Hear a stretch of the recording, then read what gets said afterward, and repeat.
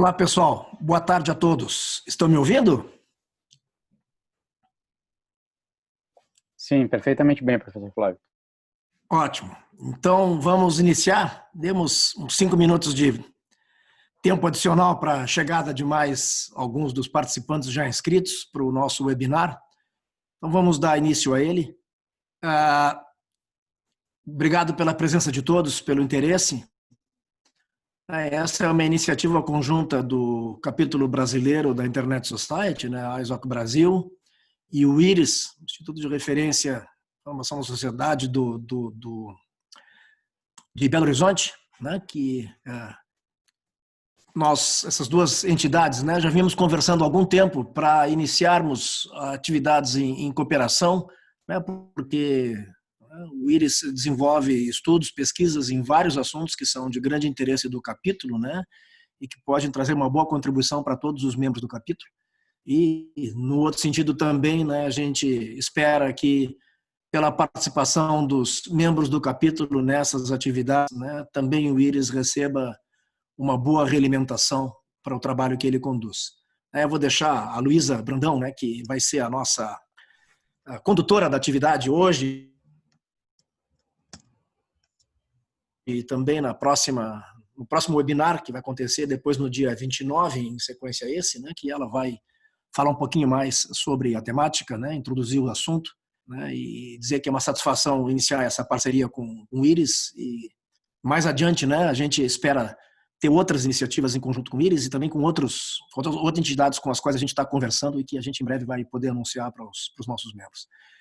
Então, vamos dar a palavra para a Luísa para que ela comece o trabalho. Não sei se o Diego gostaria de falar alguma coisa, Diego, em nome da Internet Society Global, uma rápida palavrinha.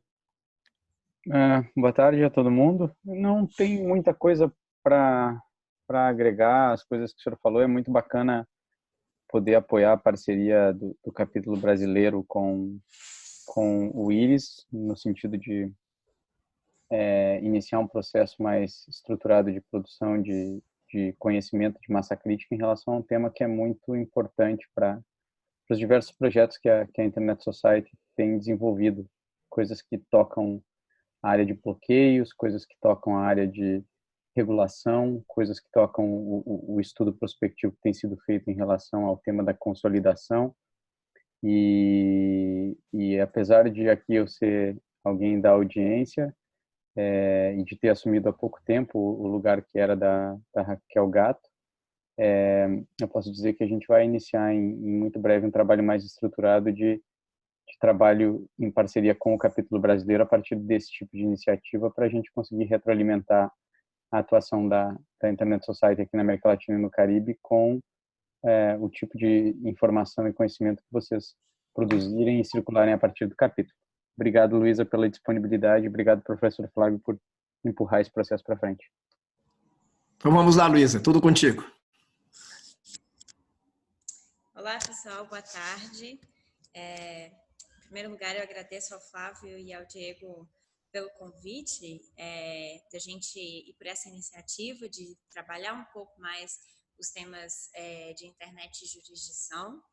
O professor Flávio e o Diego já fizeram uma introdução sobre, né, o que nos levou a essa iniciativa, a essa ideia mesmo de ampliar o debate, de construir mais espaços de diálogo.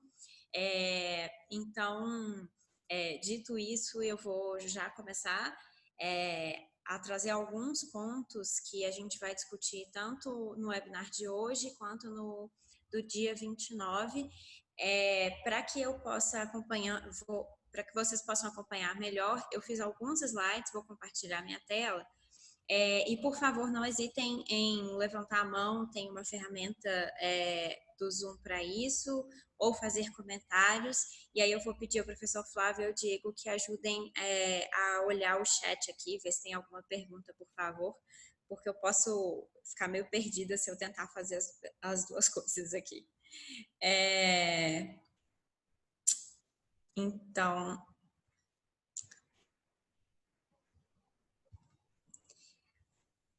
Como o Diego e o Flávio falaram, eu sou do Instituto de Referência Internet e Sociedade. Nós somos uma instituição sem fins lucrativos, que se dedica à pesquisa, e a gente tem uma linha de pesquisa em internet, jurisdição e cooperação internacional, que são esses temas que a gente vai procurar trabalhar nesses 2 dias. Então, também fica o convite para que vocês se engajem aí na rede do IRIS. Temos uma newsletter que traz vários desses temas e dessas discussões. Para o dia de hoje, né, o que a gente planejou foi discutir um pouco do cenário global.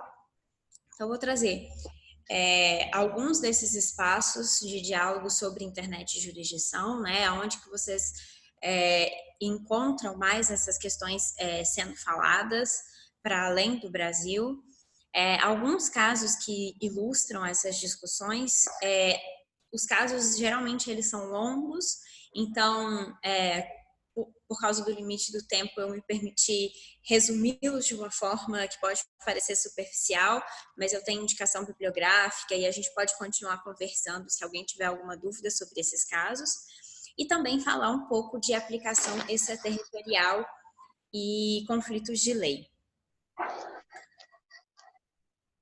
Bom, por enquanto tudo tranquilo. Alguém tem alguma pergunta, alguma dúvida em relação a essa ordem de falas, ou enfim, de temas?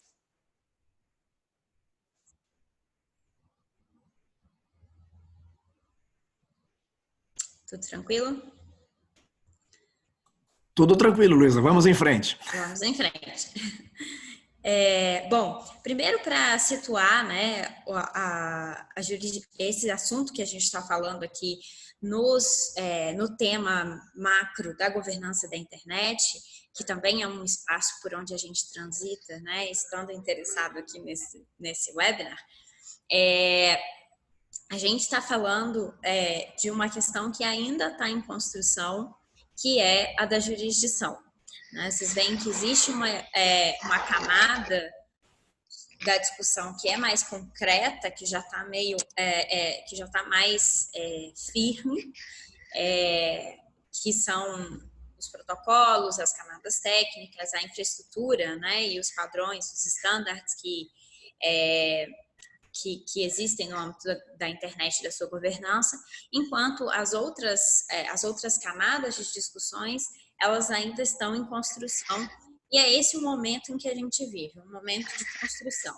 Então, pode parecer, em muitas situações, que eu vou falar, olha, isso aqui ainda está em discussão, a gente ainda não tem uma resposta, mas não tomem isso como uma frustração, mas sim como um incentivo para que cada vez mais gente passe a pensar e a construir uma massa crítica, como disse o Diego, para esses temas. O que a gente está falando, então, quando está falando da discussão sobre jurisdição? Parece uma coisa bastante longe da nossa realidade, um conceito que nem é tão claro assim, que daqui a pouco a gente vai discutir um pouco sobre ele, mas basicamente essa discussão ela diz respeito aos direitos, inclusive os nossos, dos usuários, que somos usuários da internet.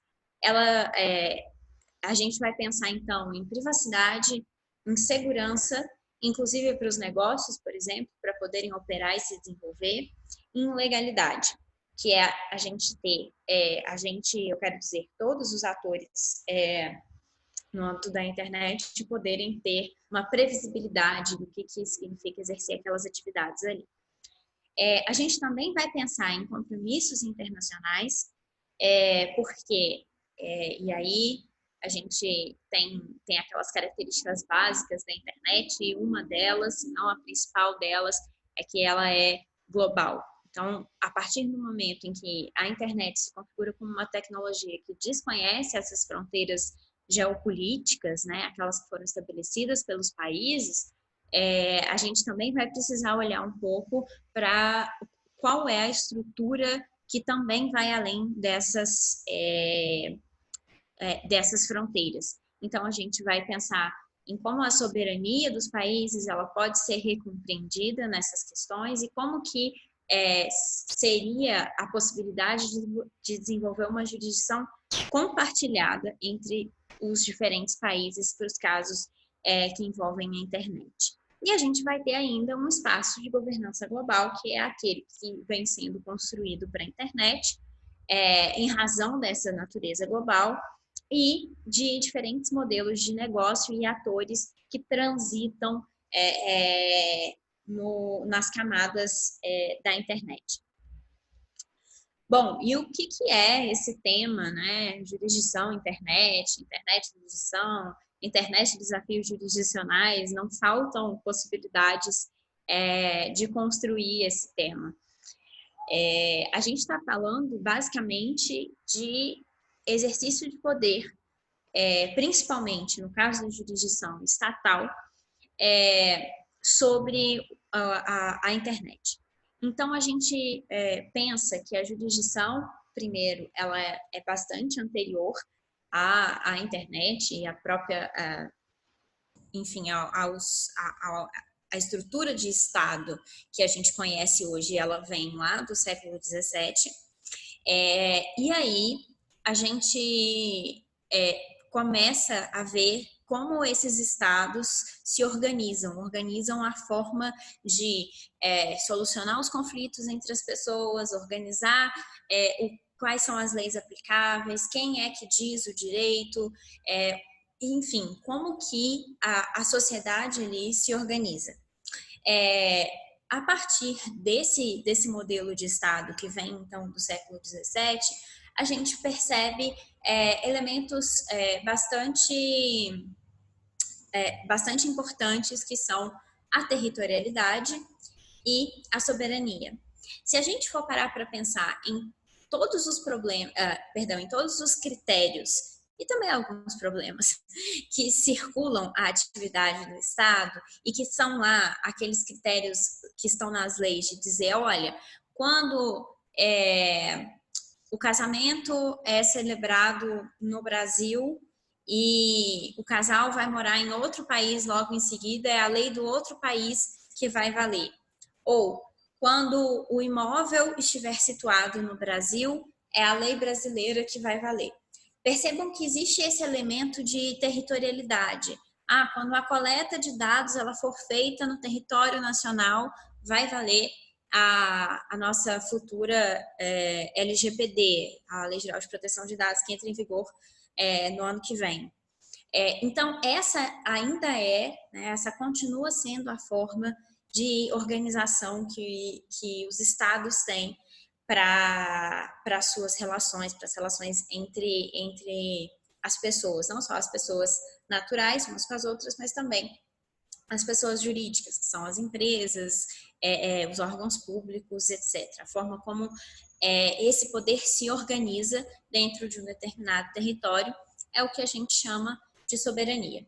Essa soberania, ela é tanto dessa perspectiva interna, de dentro de um determinado território, aquele Estado ter o poder sobre esse território, tanto externa, que se reflete no que se chama de princípio da não interferência, por exemplo. Então, um Estado ele não pode agir dentro do território de outro, porque foi assim que o sistema internacional se organizou. A partir do século XVII e depois com outros modelos de organização do sistema internacional, principalmente a partir do século passado. Quando a gente está falando de jurisdição, em termos práticos, então jurisdição como esse conceito amplo, né, de exercício de poder e de como que as leis e os diferentes atores vão interagir, a gente pensa em 3 nichos que são interdependentes e tem como resultado concreto, né, quando pensados de forma conjunta, aquelas questões que a gente viu no segundo slide, que são a privacidade, a segurança, a legalidade, entre outros, né? Então, essas dimensões elas precisam ser compreendidas de forma integrada, embora aqui eu vou falar um pouquinho de cada uma delas para que a gente tenha essas definições bastante claras. Quando a gente está falando de lei aplicável, a gente está falando de jurisdição prescritiva, que é a primeira dimensão da jurisdição. Quer dizer, qual que é efetivamente a lei que vai ser aplicada a determinada relação. Eu já dei o exemplo da Lei Geral de Proteção de Dados. Uma das hipóteses de aplicação é justamente que o dado seja coletado no território nacional, por exemplo. Então, aquela pessoa física ou jurídica que estiver coletando esses dados no território nacional vai ter que observar a lei brasileira. Antes da LGPD, a gente já tinha o Marco Civil da Internet, mais para frente vou falar um pouco sobre ele, que definiu lá que quando existir qualquer operação de tratamento de dados que aconteça no território brasileiro, a lei brasileira deve ser observada. E aí a gente está falando não só do Marco Civil, mas do ordenamento jurídico como um todo. A gente tem uma outra dimensão, que é a da competência internacional. Essa é a mais confundida com o termo jurisdição em si. Essa competência ela diz respeito à possibilidade dos tribunais, enfim, dos sistemas de resolução de conflitos poderem atuar. Então, a gente tem as hipóteses de competência, quer dizer, por exemplo, quando o imóvel é situado no Brasil, apenas os juízes brasileiros vão poder decidir sobre aquele imóvel, de quem é aquele imóvel, com quem fica aquele imóvel, como que se reparte aquele imóvel, no caso de uma herança, por exemplo. Então, esses são também critérios para a resolução de conflitos e que tem uma versão um pouco mais complicada, que é a adjudicação de conflito, e por isso que vocês podem encontrar na literatura a competência internacional também chamada de jurisdição adjudicatória, mas que na verdade é a mais simples possibilidade, capacidade, enfim, da justiça de um determinado estado resolver algum caso, alguma disputa. E a gente tem a última dimensão, que é com certeza a mais complicada, que é o do enforcement, e aí a gente tem um estrangeirismo aí, porque enforcement é uma palavra que tem várias sutilezas na sua tradução, pode ser observância, pode ser obediência, pode ser adequação e pode ser execução. De uma forma simplista, a gente fala que o enforcement seria essa jurisdição executória, quer dizer, de trazer aquela decisão, né, que é amparada nas leis, para a realidade. Então, para que aquela determinada decisão tenha efeitos. Quando eu digo que é a mais complicada, é aquela que a gente tem menos parâmetros ainda, legislativos, enfim. A gente acaba tendo que recorrer a vários compromissos internacionais ou algumas teorias mesmo sobre a execução de sentenças e de outras decisões judiciais para poder buscar esses parâmetros, e no que diz respeito à internet, eles ainda estão sendo construídos, como a gente vai ver, principalmente no caso do Brasil, com os casos que a gente tem aí da discussão no STF sobre os acordos bilaterais, o perfil desses litígios, o que as partes nos processos estão dizendo, se elas devem cumprir as ordens ou não, enfim, toda essa discussão no que diz respeito ao Brasil vem no próximo webinar. Bom, e aí, como eu disse, o que importa, né, dessa distinção que eu acabei de fazer, na verdade, é que as bases legais, elas são diferentes para cada uma dessas dimensões, com a finalidade de proteger as garantias e de promover segurança para as atividades das pessoas físicas e jurídicas. Dessa forma, é interessante notar que, apesar de no final, né, o resultado seu mesmo, quer dizer que determinada questão seja resolvida de acordo com uma determinada lei e passe a valer na realidade material e não só num processo, por exemplo, esse sendo o objetivo maior, apesar disso, cada um desses critérios tem bases diferentes e se elas não forem seguidas, isso pode gerar a invalidação de uma decisão ou o descumprimento ou não cumprimento dessa ordem, enfim, tudo que pode fugir das bases legais pode ser depois invalidado, criando um ambiente de insegurança, que é aquilo que se procura evitar. Bom, sobre essas questões conceituais, alguém tem algum comentário, alguma coisa que não ficou claro?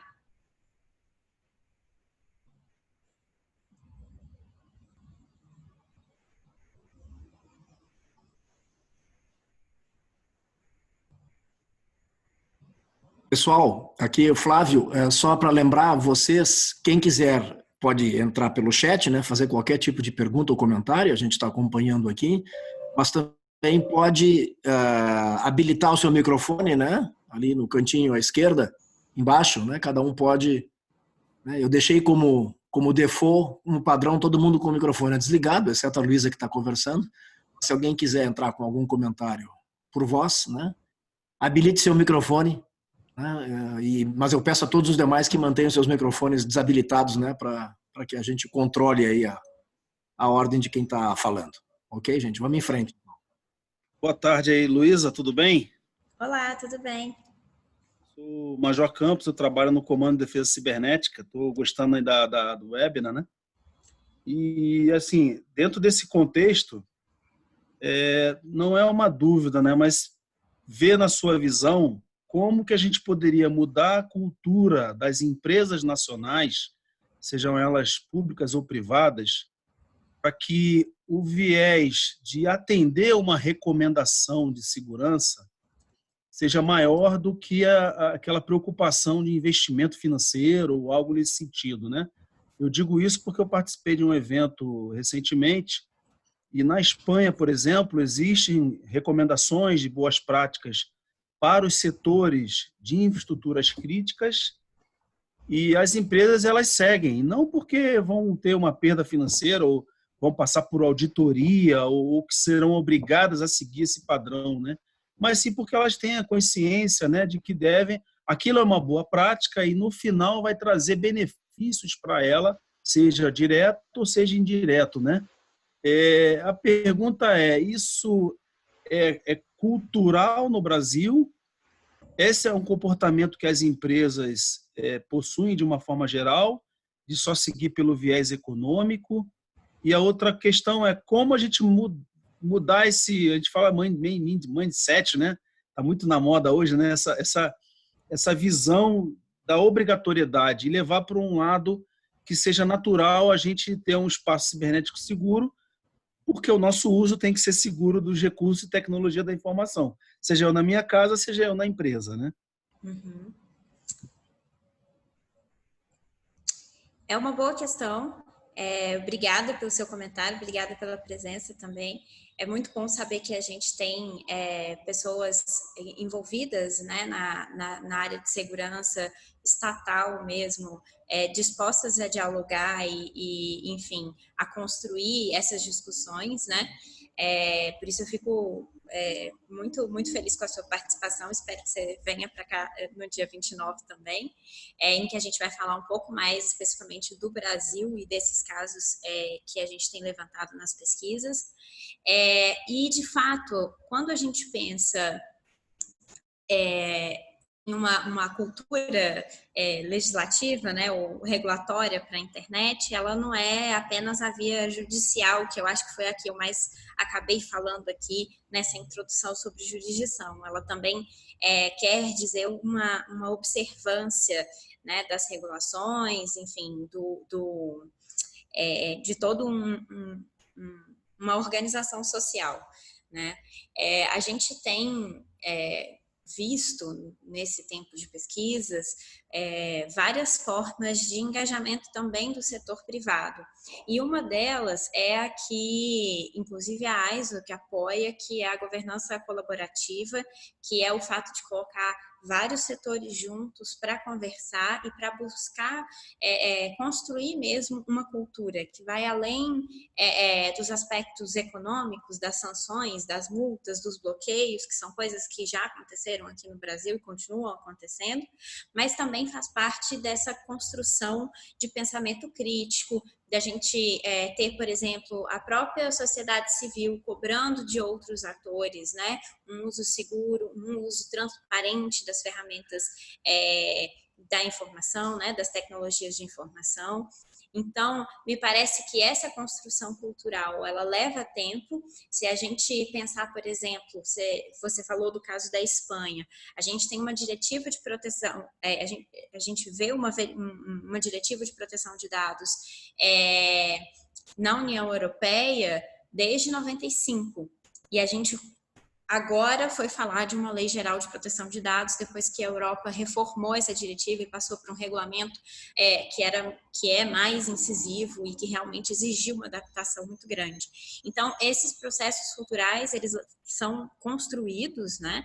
E eu acredito que espaços como esse aqui são aqueles em que a gente pode discutir, pode levar essas boas práticas de uma forma mais ampliada.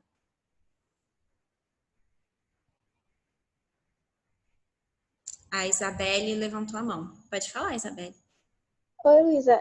Eu sou Isabelle, eu estudo na UESB, aqui no sudoeste da Bahia. E, assim, me interessa muito essa parte da sua fala, sobre a parte quando você fala da construção de uma cultura que, dentro das empresas, para respeitar essas diretivas, né, e respeitar a lei de proteção de dados, tal qual está acontecendo aqui no Brasil. Uhum. Só que, assim, também a gente percebe que esse respeito meio que é aparente, porque, por exemplo, eu estive recentemente no LACGF, junto com o CGI Brasil, e uma das coisas que a gente mais comentava era que haviam muitos jovens bolsistas, né, que participaram do evento também, que faziam muitas reclamações ao Facebook, mas a representante do Facebook, né, relacionada a essas questões de proteção de dados e tudo mais, mas ele já tinha aquela resposta pronta, entendeu? Então, assim, não havia um debate de fato. Parece que havia só mesmo assim, dizer que estava lá, mas ela não havia uma vontade de fato para trabalhar com essa proteção, sabe? E isso é meio complicado, porque como você mesmo disse, essas empresas já estão trabalhando com essa proteção de dados já há mais tempo. Só que no Brasil, em específico, né, é uma coisa mais recente. Então, por que elas ainda assim se mostram meio que relutantes em respeitar essas leis, sabe? Porque elas já existem. Elas só, na verdade, assim, a existência dela especificamente em alguns países que variam o tempo, né?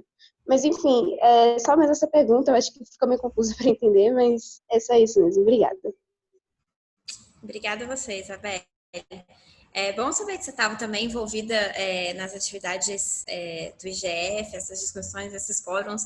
Tem muitos desafios e um deles é esse que você apontou, de realmente colocar as pessoas para um debate que seja construtivo, que não seja simplesmente estar ali, né? Assim, é complicado falar em nomes, ou enfim, generalizar todo o setor privado, enfim.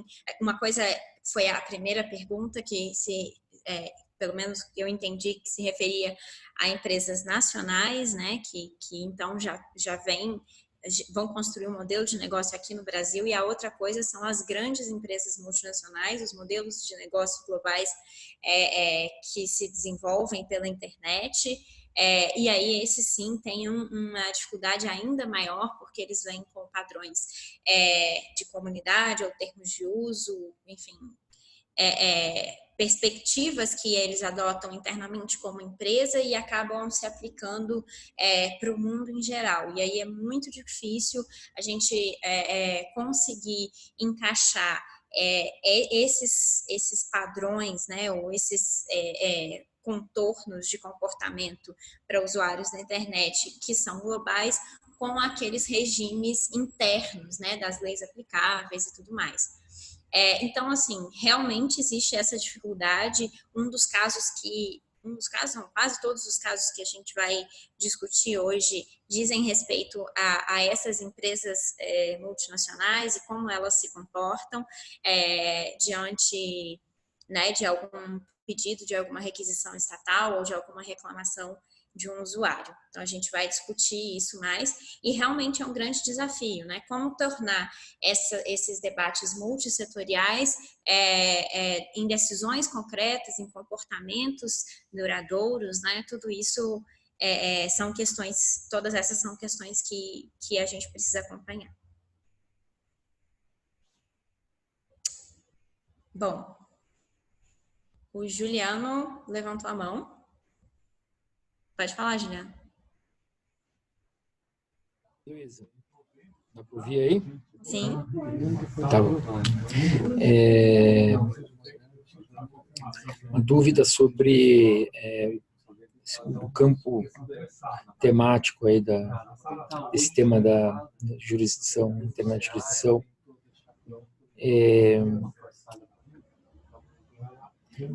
A sua abordagem, você está falando a sua abordagem, como você mesmo falou, ela é legislativa. Então, eu fiquei um pouco pensando se esse tema de debate o debate que está acontecendo em torno do ponto Amazon agora, enfim, que pode até ter desdobramentos, né? Vamos imaginar um desdobramento extremo, que entraria numa discussão sobre fragmentação da internet. Você acha que esse debate sobre fragmentação é um debate que está no campo de discussão de internet e jurisdição? Juliano, obrigada pela sua pergunta. E aí eu vou usar aquela frase bastante recorrente em apresentações, que a gente vai tratar disso mais para frente, mas eu prometo que a gente efetivamente vai tratar disso mais para frente, da questão de fragmentação. E sobre a questão dos nomes de domínio, .amazon, eu acho que vale, assim, vários webinars só sobre esse caso, mas para dizer, só contextualizando, que além dessa perspectiva, né, que é legislativa, que é essa aqui da lei aplicável, competência, enforcement, a gente também pode pensar a jurisdição de uma forma mais ampla, que é aquela política da soberania dos povos. E então existem outras dimensões dessa jurisdição, e a do ponto Amazon é uma questão que entraria nessas outras esferas. Mas e aí sobre a fragmentação a gente vai falar rapidamente no final. Luísa, perdão, aqui é o Flávio, só para pedir para os nossos todos participantes do webinar que vamos dar uma seguradinha um pouquinho nas perguntas agora, vamos deixar a Luísa avançar um pouco mais na apresentação dela, e aí no final a gente pode recolher todas as perguntas, ok? Vamos lá então, Luísa. Certo. Vou falar rapidinho sobre esses casos, acho que a discussão é o que mais importa. Alguns de vocês devem conhecê-los. O primeiro caso é o Yahoo versus Lycra, que a Lycra é uma associação francesa e ela pediu que o Yahoo removesse, no comecinho dos anos 2001, removesse sites de venda de produtos, né, de objetos nazistas, porque a venda desses objetos, ou enfim, desses cartazes, desse tipo de material é proibida na França, e então o que a Lycra, que é essa associação, pedia era que o Yahoo não disponibilizasse os locais onde esses itens eram vendidos. A resposta do Yahoo, que tem sede nos Estados Unidos, foi basicamente que a França não teria jurisdição, ou seja, não teria competência para dizer que aquele conteúdo ele tinha que sair do Yahoo, porque a sede do Yahoo é nos Estados Unidos. Então, a justiça americana que deveria decidir se esse conteúdo entraria ou não entraria. E, além do mais, eles alegavam que, enfim, tirar esse conteúdo não seria coerente com a liberdade de negócios, enfim, que havia como política. Foi uma grande discussão. O Yahoo chegou a ser suspenso na França, porque a justiça francesa disse que era competente, porque o Yahoo operava na França e considerou, né, que aquilo violava suas leis internas. E o Yahoo também foi litigar nos Estados Unidos, e esses dois atores ficaram discutindo qual seria, né, aí a justiça que diria mantém-se o conteúdo ou não se mantém. No final, em razão desses diferentes bloqueios e das sanções, né, que foram feitas ao Yahoo na França, esse tipo de conteúdo acabou sendo bloqueado para os usuários da França. E aí a gente pode ter uma discussão, né, de qual que é a efetividade se eu uso uma tecnologia que, por exemplo, não acusa que eu estou em determinada jurisdição física, né? Se eu estou usando, por exemplo, um VPN que não aparece que eu estou no Brasil, isso pode tornar essas decisões pouco eficazes. Assim. Isso para ilustrar como que aí estava sendo discutido a aplicação da lei francesa, a competência da justiça para dizer se aquele conteúdo ficava ou não na internet e a efetividade dessa decisão de retirar a venda desses itens de circulação na França. O caso, como eu disse, ele foi bastante longo e no final a empresa tomou a decisão de retirar, de fazer esse bloqueio aí para os usuários da França. Mais uma vez, a França e os Estados Unidos, esse já é um caso mais recente, de 2015 e 2016, em que o Frédéric Thuram, que é um professor francês, postou na sua conta no Facebook um quadro, A Origem do Mundo, e o Facebook simplesmente cortou, né, tirou a página desse professor de funcionamento, considerando, né, ou tendo como justificativo o fato de que é uma obra de nudez, e que esse tipo de conteúdo não seria aceito na comunidade, né, ali dentro do modelo do Facebook de gerir o conteúdo. Bom, o que aconteceu foi que o usuário entrou com um processo contra o Facebook alegando, né, ofensa à liberdade de expressão, que é uma garantia da França bastante forte, com uma tradição forte, e pedindo uma condenação por danos morais à empresa por ter removido, além de pedir também para que a página fosse restabelecida. O Facebook, por sua vez, respondeu no processo lá na França que nos termos de uso da plataforma existe uma cláusula de eleição de foro, que é basicamente o usuário concordando que qualquer problema, qualquer disputa em relação ao Facebook, eles vão resolver nos tribunais da Califórnia. Até pouco tempo, essa disposição ela ficava no artigo, no item 15 lá dos termos de uso. Eles podem ter modificado, da última vez que eu mostrei estava lá, e de fato fala que o usuário ele concorda ao criar aquela conta em processar o Facebook por qualquer motivo nos tribunais da Califórnia.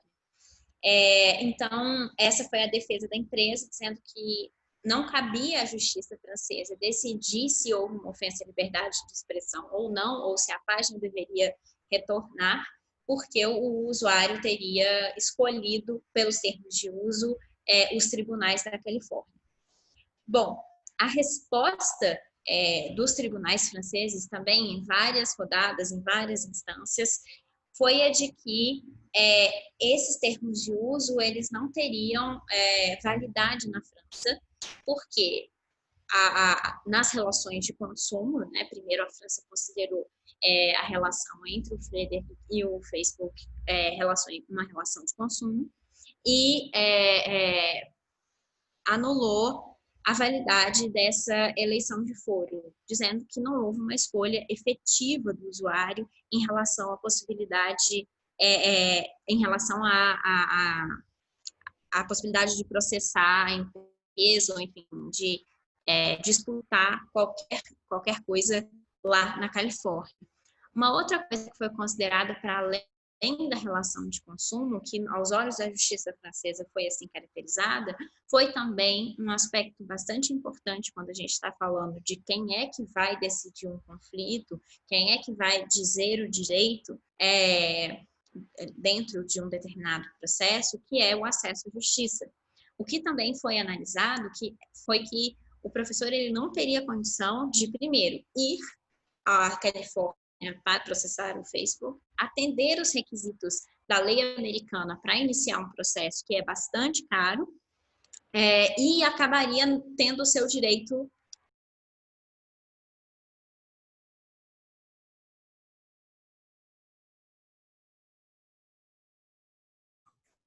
Olá, pessoal. Parece que a Luísa, a conexão dela caiu. Vamos esperar que ela retome rapidamente.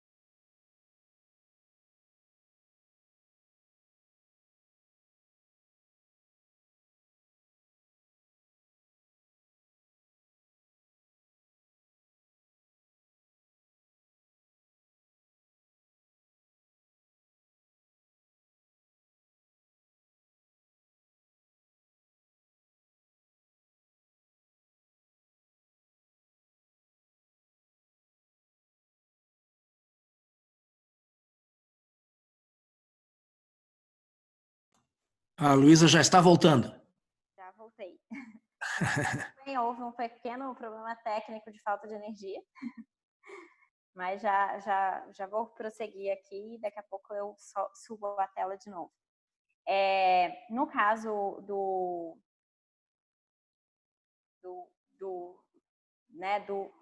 que ficou conhecido como a origem do mundo, a justiça francesa decidiu, né, que o Facebook deveria então restabelecer a conta do professor e, além disso, pagar danos morais por ter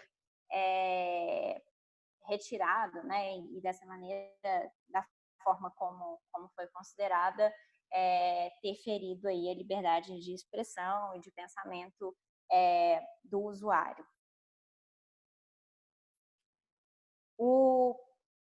E aí, então, o resultado foi que a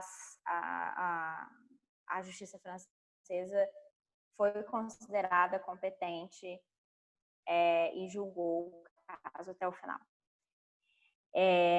Uma outra coisa considerada, que também envolve o que eu falei sobre o acesso à justiça, foi o fato de que o Facebook seria capaz... Só um minutinho que eu vou trocar aqui.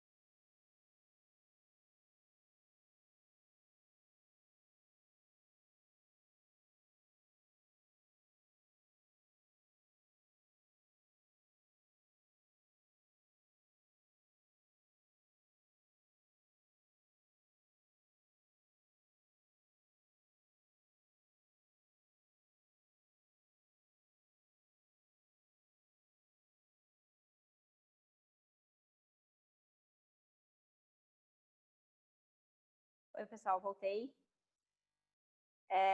Parece brincadeira, mas o Zoom resolveu atualizar aqui no meu computador, então eu vou continuar pelo celular e depois eu compartilho com vocês a apresentação.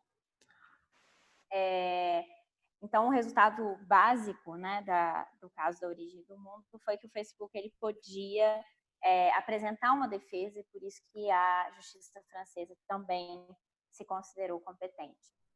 Por fim, Luísa, Flávio, Luísa, tem uma pergunta aqui do Carlos no chat. Você poderia dizer se houve uma discussão mais específica quanto ao polo passivo das ações, ou seja, o direcionamento à empresa sediada nos Estados Unidos, a eventual filial francesa, ou as duas? Houve a filial francesa. Na verdade, eles não tinham uma filial, eles têm, assim como eles têm no Brasil, não é uma filial, é uma subsidiária, né? É um escritório. Mas foi considerado o Facebook França, então ele entrou no processo,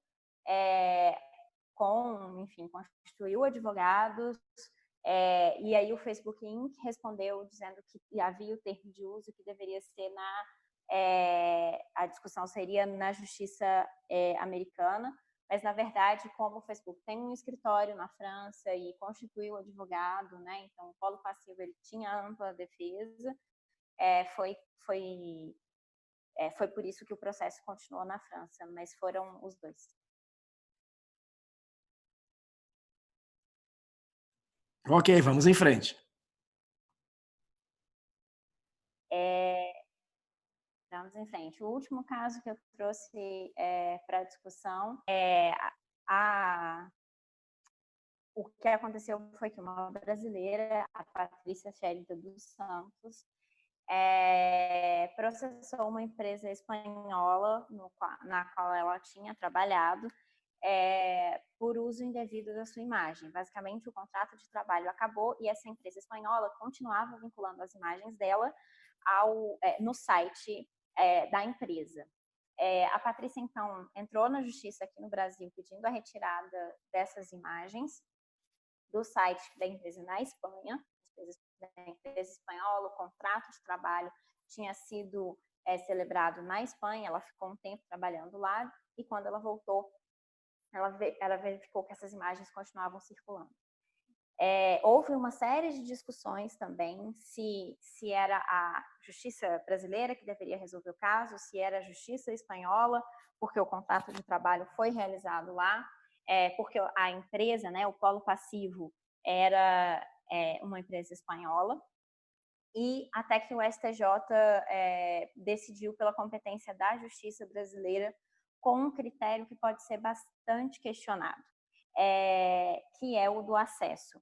O relator, o ministro Salomão, ele considerou que como o site com as imagens indevidas, com a imagem que tinha esse uso indevido, podia ser acessado no Brasil, então a competência era da justiça brasileira.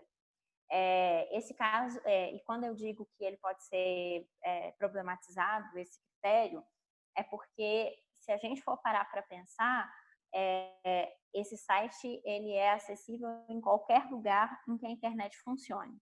Basta ter o endereço e acessá-lo.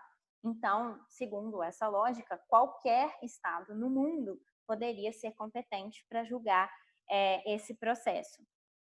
No entanto, essa lógica ela consegue ser um pouquinho mais refinada se a gente parar para pensar que era aqui que a pessoa residia, a pessoa afetada residia, todas as suas ações, toda a sua imagem era veiculada. E um outro critério que foi levado em consideração também para desenvolver melhor essa decisão foi o fato de que a empresa espanhola apresentou uma defesa, né? Então, o acesso à justiça, o contraditório, né? O direito à defesa, ele não estava sendo ferido, sendo a competência da justiça brasileira. Basicamente, esse é o caso que a gente tem aí de discussão sobre jurisdição em internet no Brasil.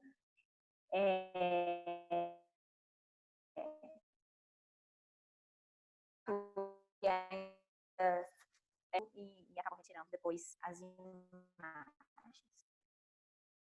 Passando direto para a promessa que eu fiz ao Juliano, né, de falar um pouco sobre fragmentações de leis a serem aplicadas e de tribunais a resolverem uma determinada questão, é justamente uma preocupação em manter a internet como uma única internet, como uma internet que seja aberta, que seja acessível end-to-end e que preserve a sua natureza global.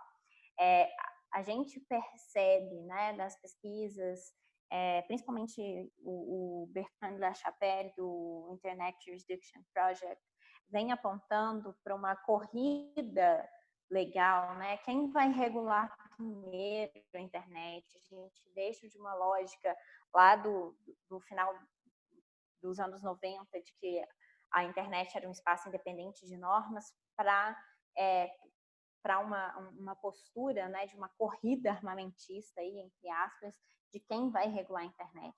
E aí a gente tem alguns exemplos, né, de como que os estados eles procuram aumentar o alcance, né, do seu sistema jurídico a partir de previsões extraterritoriais. E aí, enfim, um dos pontos mais críticos dessa discussão foi justamente com a entrada em vigor da GDPR, que foi o Regulamento Geral de Proteção de Dados da União Europeia, que entrou em vigor em 2018, no ano passado, e tinha previsões, e tem, na verdade, né, ele vigora no artigo 3º de uma aplicação extraterritorial mesmo. Então, havendo dados de residentes da União Europeia envolvidos, por exemplo, companhias aéreas de pessoas que vêm da Europa para o Brasil ou para qualquer outro país, essa lei ela se aplica e todas as suas sanções, as multas, enfim, as exigências também se aplicariam. Isso ocasionou assim um burburinho, principalmente em relação às empresas, por causa das sanções que são pesadas assim, no regulamento. E fez com que, por exemplo, a gente aqui no Brasil começasse a discutir quais seriam esses padrões de proteção de dados, como é que as pessoas se adequariam a uma lei, portanto, que é europeia e que não passou pelos... na época, né, hoje a gente tem uma lei que passou pelo processo legislativo e tudo mais, que vai entrar em vigor no ano que vem, mas mesmo assim se percebe essa ampliação do alcance. E aí se existem, né, a preocupação central é que se existem diferentes previsões, diferentes normas, e se eventualmente elas entram em conflito, então cada um tem um critério de proteção de dados, cada um tem um critério para o comportamento exigido de regulação de conteúdo. E entre outras tantas questões, o que pode acontecer é que existam diferentes interações e diferentes internets, aí, entre aspas, dependendo, então, dessa forma política, regulatória e legislativa que os países tomarem, principalmente se elas não forem coordenadas e não tiverem uma escalabilidade, né? Elas não conseguirem ser coordenadas aí para evitar que se afete a camada técnica e mesmo a forma como a internet se estrutura. Eu acho que esses são os pontos de discussão, pelo menos para hoje. Como a gente esperou uns 6 minutinhos para começar, eu acho que a gente pode usar esses 6 minutinhos para algumas perguntas. O que vocês acham? Perfeito. Vamos lá então, gente. Vamos passar uns 5, 6 minutinhos do nosso horário previsto, tendo em vista nosso atraso no início e a dificuldade técnica que a Luísa teve ali no meio do seminário. Então, perguntas, por favor, fiquem à vontade para colocar. A Isabelle está com a mão levantada. Oi de novo, gente. Então, só para finalizar aqui, eu acho que provavelmente você vai falar isso no próximo webinar, mas para fazer um gancho, eu queria te perguntar qual o seu ponto de vista para resolver essa situação da diferença de leis entre os países com relação à proteção de dados, por exemplo. Deveria ser feita uma lei única que abarque todos, ou então através de cooperação internacional? Assim, deveria as próprias empresas se autorregularem, ou então depender de uma regulação estatal? Como é que deveria ser feita, no seu ponto de vista, essa situação? Inclusive, professor Flávio, se o senhor quiser responder também, está o convite. Obrigada. Temos outras perguntas? A gente coleta mais ou já vamos respondendo? Alguma outra pergunta, gente? Para a Luísa já atender todas juntas? Pode ir indo, Luísa. Pode, então, respondendo a Isabelle. Não é uma pergunta fácil, Isabelle. Quem me dera eu tivesse uma opção que eu considerasse perfeita, aí, entre aspas. Mas fato é que me parece que a autorregulação já não é suficiente. A gente tem uma abrangência, né, uma presença da tecnologia nas sociedades que não é assim tão simples a aplicação de autorregulação. E a gente também tem ainda um modelo extremamente individualizado, né? Cada um cuida do seu aí, de regulação estatal. De modo que me parece assim, o ideal, apesar de as dificuldades de implementação serem imensas, seria uma ação coordenada entre os determinados atores, entre os atores, né, os multissetores da internet, da sua governança, em termos de negociação, em termos de estabelecer padrões, assim como a gente tem na parte técnica, e o professor Flávio também pode falar melhor que eu, alguns padrões, né, que são definidos para que as coisas se intercomuniquem, né, para que seja possível a construção de algo comum. Também no âmbito da política, a gente... da política, da legislação, a gente precisaria fazer esse esforço mesmo de negociação.